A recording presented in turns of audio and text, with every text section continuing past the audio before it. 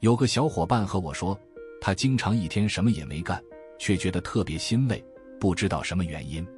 我问他，你每天看新闻吗？滑短片吗？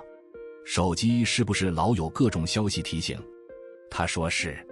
我说，问题多半就出在这里，你宝贵的注意力全被垃圾是吸走了，想干成点什么才怪。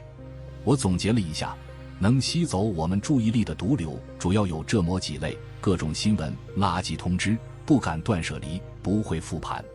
下面我挨个聊聊这些东西怎么抢走我们的注意力。先说各种新闻，除非你是靠评论新闻吃饭的，不然别看任何新闻。我总结了最近几天的热门新闻，比如哪个女明星抑郁自杀了，哪里发洪水了，哪里出命案了，哪个国家排核废水了，哪个病毒又传播了。大家仔细想想，这些新闻跟我们一点关系都没有，只会让我们心里蒙上一层阴霾。有人说，八卦可以不关心，但传染病得关注，毕竟关系到健康。我觉得完全没必要。所有传染病新闻都不用看，也别信。为什么这么说？因为媒体吓唬我们好多年了，我早就不信了。从我记事起，报纸、电视、收音机、网络这些东西，几乎每个月都在报什么伊波拉、禽流感、猪流感、猴痘病毒、各种肺炎、各种传染病，从没停过。可结果呢？不管他们怎么报，我从没因此感染过，也没死过。大家跳出来，以旁观者的角度看看这事，不觉得怪吗？一边是媒体几十年如一日地说哪个国家又出新病毒了，又死了多少人，另一边是我们一直活得好好的。那你凭什么信这次的病毒会影响到我们呢？不过是给自己添堵罢了。我觉得信媒体的人就是主动找不痛快。我为什么不让我爸妈跟我提这些？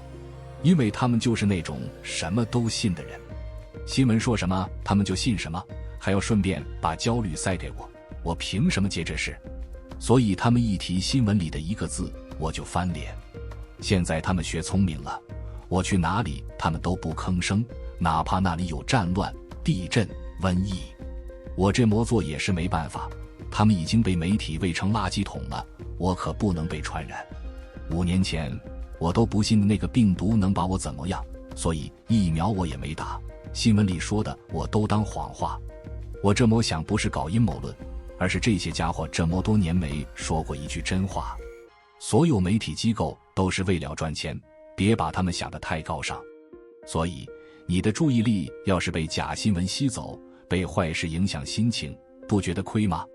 再说垃圾通知、广告、弹出视窗，我2年前就把电脑换成 MacBook 了， iPhone 也用了好多年。因为我看中苹果3点，第一能一辈子不卡，第二能一辈子不弹广告和弹出视窗，包括系统弹出视窗，第三所有流氓软体到了苹果系统里都老实了，规规矩矩。要知道真做大事得专注几十分钟甚至几小时才行。正当我们灵感迸发，注意力高度集中时，要是蹦出个弹出视窗、通知或者垃圾广告，能让我们瞬间掉线，之前攒的劲全没了，又得从头来。接着说不敢断舍离，如果衣柜里堆着一堆不常穿的旧衣服，那就赶紧扔了吧，不然每次打开衣柜你就得纠结，这些衣服留着好还是扔了好，留着不穿，扔了又舍不得。关上柜门，这烂事还老往你脑子里跑，让你有点不爽。废物的人生就是在这种犹豫和挣扎里过的。就像那句话，一屋不扫，何以扫天下？连扔衣服都下不了决心，还能干什么大事？像祖克伯这样的大佬，平时都穿同一款 T 恤，买了一堆，根本不用花心思挑。还有一件事也特别好经历，就是借钱给别人。